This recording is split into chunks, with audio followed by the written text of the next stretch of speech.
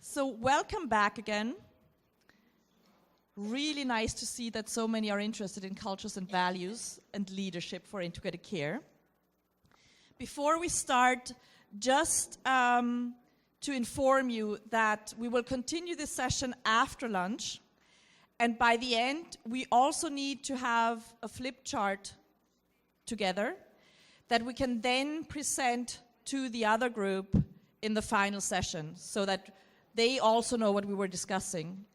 And 2 or 3 of you will have to do that. We won't do that, okay? But we'll figure that out during those 2 sessions. So that's the one announcement I wanted to make.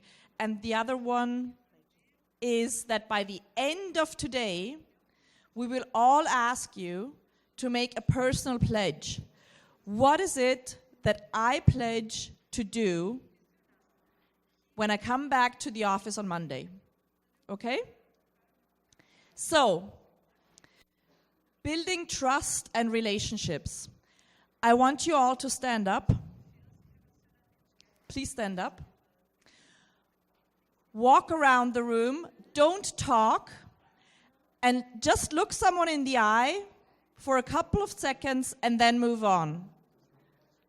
Without saying anything. Just move around and look someone in the eye and then move on.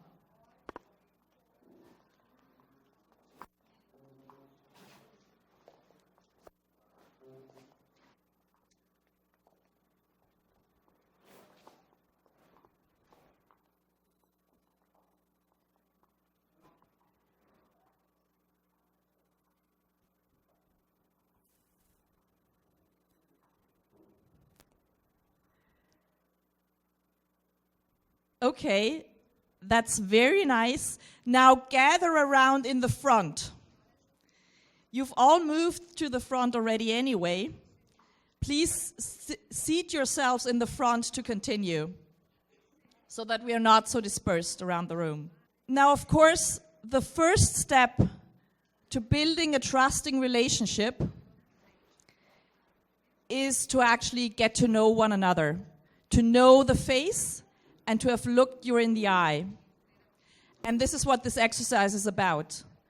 We need to know who our counterparts are in order to be able to trust them and to build a relationship. Because it's much harder to say no to someone if I have seen you before and if I've looked you in the eye. So the next step, of course, of building relationships is knowing who's in the room. So we would like to have a very, very quick introduction. Just say your name, where you're from, and what your professional background is, okay? So we'll start here, just very briefly, so we know who's in the room. Bom dia a todos, eu sou a Dercy, Secretaria de Saúde de Caraguatatuba.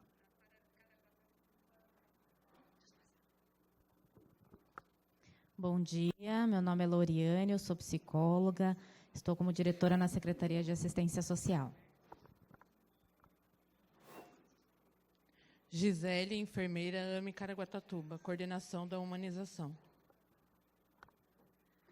Eu sou a Paola, assistente social de formação, e estou representando a Secretaria de Estado de Desenvolvimento Social. Sou Ana Paula, sou coordenadora do pronto-socorro da Santa Casa de Ubatuba. Meu nome é Renata, eu sou enfermeira, gerente de enfermagem da Santa Casa de Ubatuba. Meu nome é Renato, sou enfermeiro e sou supervisor de saúde da região sul aqui de Caraguatatuba.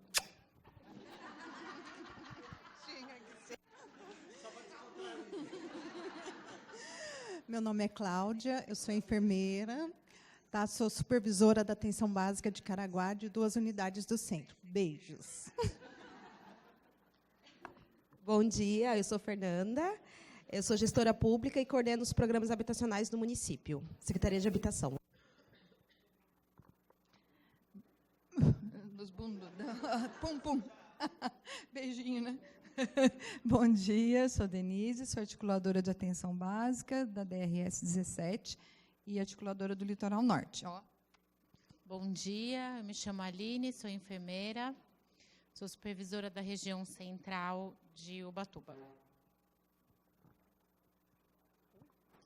Bom dia, sou a Paula, sou fisioterapeuta sanitarista, trabalho no Programa Saúde em Ação.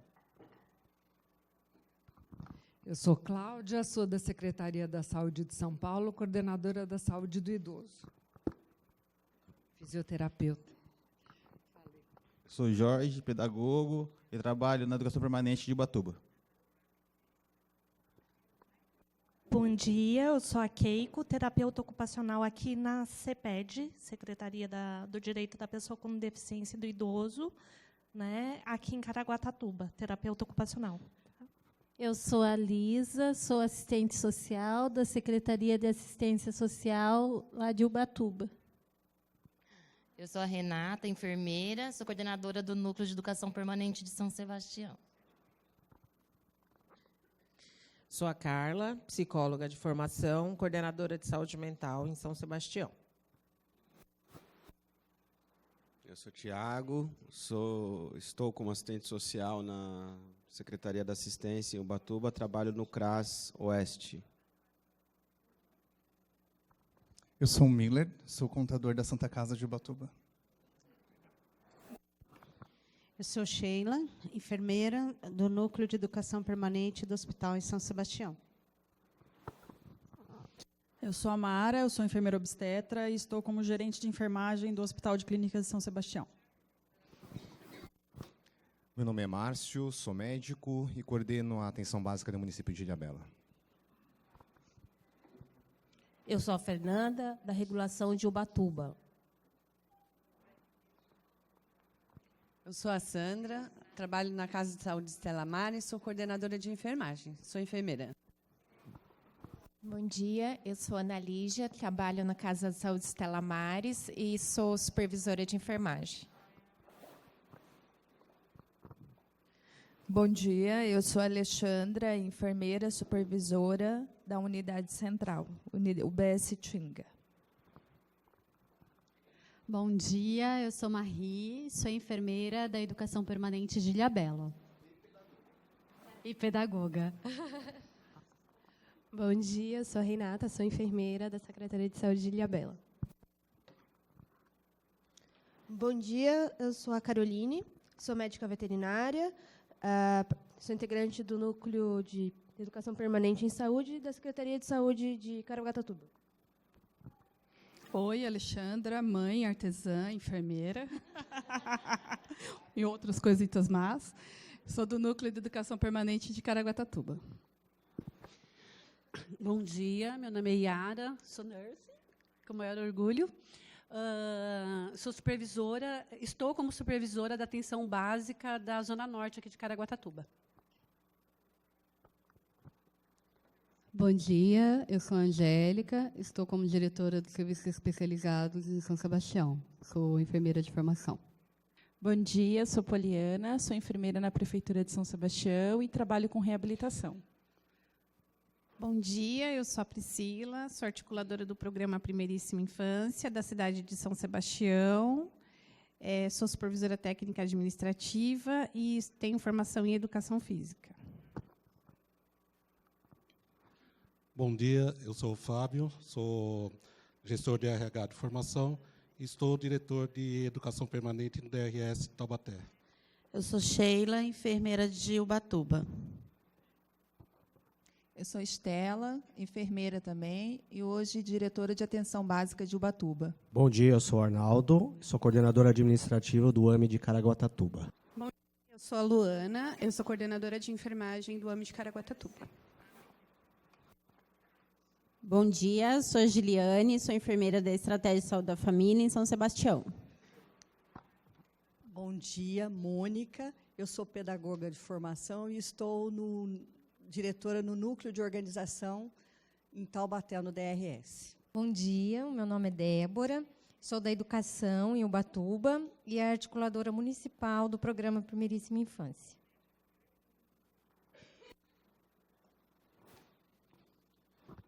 Bom dia, meu nome é Humberto, eu sou da regulação de Caraguatatuba. Many different professional backgrounds, many different roles and responsibilities.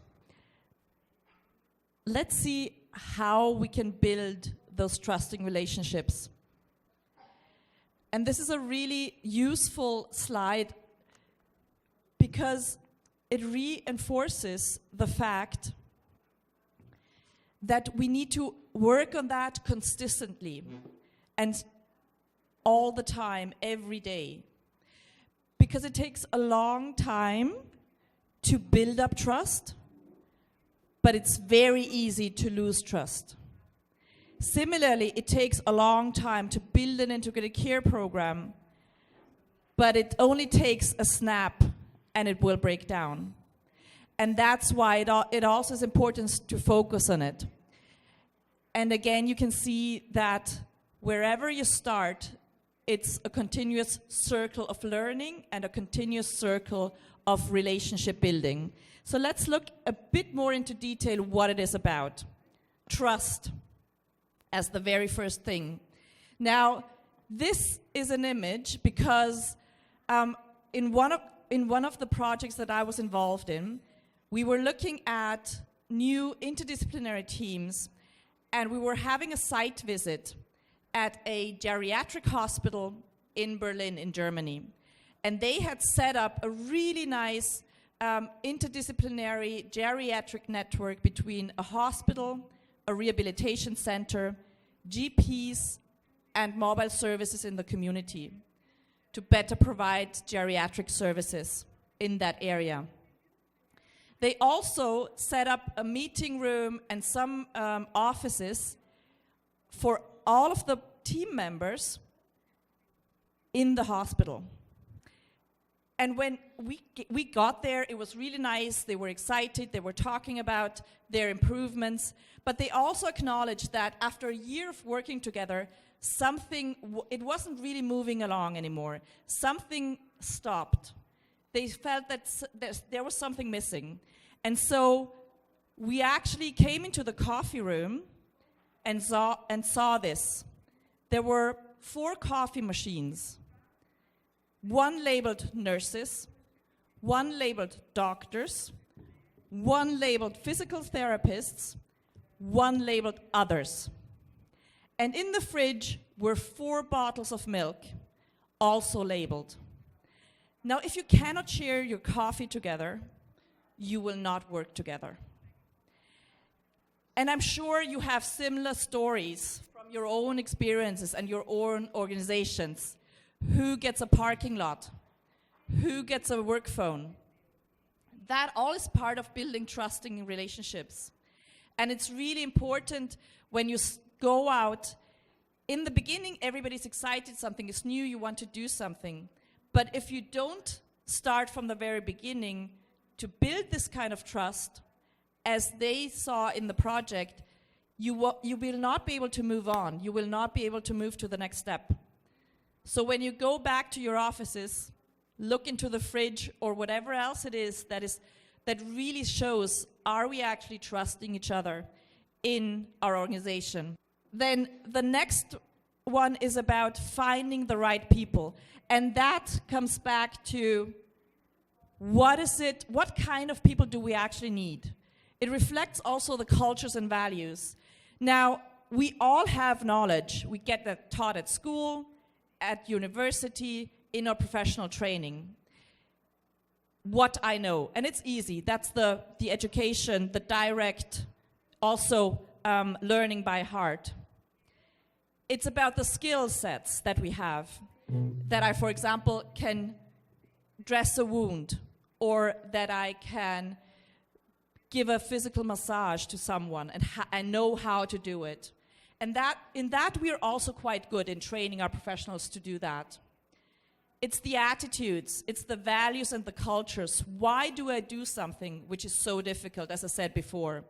And it's because we're talking about the head, the hands, and the heart. And only if all of those come together do we have the competencies, and do we then have the right people in place to build those relationships. And there's actually frameworks on how you can use that to recruit the right people. There's competency frameworks that also tell you what kind of questions do I need to ask someone to find out whether that's the right person to fit into my team. And we will talk about that later on. The next step is about open communication.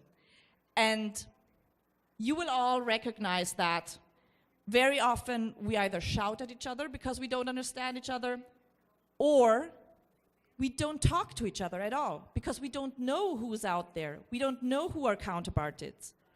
But what we really need is to embrace each other. And that's reflecting, again, the open communication, the relationship building, the I have looked you in the eyes. Next, in the building relationships, is the organizational culture itself and organizational learning. Now, some of you may know it's a very, very famous quote from Peter Drucker, who is an American professor, and he has written a lot on strategy, on cultures and organizations and how to change that. So if you're interested, just Google him. There's a lot of literature out there. He said, culture eats strategy for breakfast. And basically this means you can have a beautiful plan, you can have a beautiful strategy, and everything fits into place. But if the culture is against you, nothing will happen. And that very often you see that very often in health reforms, because people are like, or if there's a new top-down approach, a new top-down strategy where you're told, from now on you're gonna do this and not that. And usually professionals are like, I'm gonna sit this out. Because the strategy is gonna go away, the manager is gonna go away, the politician is gonna go away. I am staying. So I don't care what they're telling me. And this, again, this is why you need to focus on the culture. You need to convince people that they need to change. And then you can build this learning environment. You have a vision, you have transparency, everybody knows what's going on, and you actually also have measures in place for people to be able to criticize openly in a safe space and to give suggestions of what can we do together to improve it. Then, team building. And in team building, you need to also recognize that, yes, at the center, you have the family, you have the community, the neighborhood. And then you have your primary care team, which may consist of maybe only a nurse or a social worker and a nurse, and then you add a GP, depending on what the people need. And around that, you have, if there's people with more complex needs, you can add specialist services to that. That also means for you that you're usually part of more than one team. And you need to be very clear for yourself, but also as a team manager, what are the boundaries of the team? What are the roles and responsibilities of the team? And how do we actually also differentiate between the core team and an extended team? And this is really, really difficult, especially if the team is set up by members with different organizations in the back. Because then they need to actually also adhere to rules that are not in your influence as a team manager. And it very often happens. But it also means, in the wider sense, that this is your network. And that building with the team also to build the network with other teams. And we'll come back to that later on. Next in line is actual leadership and senior management. This is a quote from a study I've done with a colleague of mine at the University of Birmingham.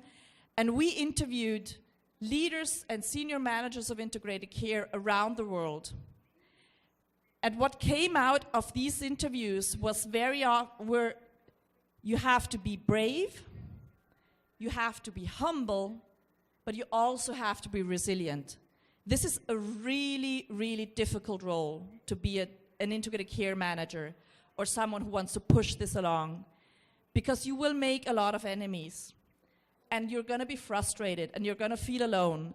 So also use this as your network and a safe space. You are not alone out there, But also very importantly, and we're going to talk a bit more about leadership in the afternoon, you need to be very clear about it, that you're probably, in the long run, moving on to something else.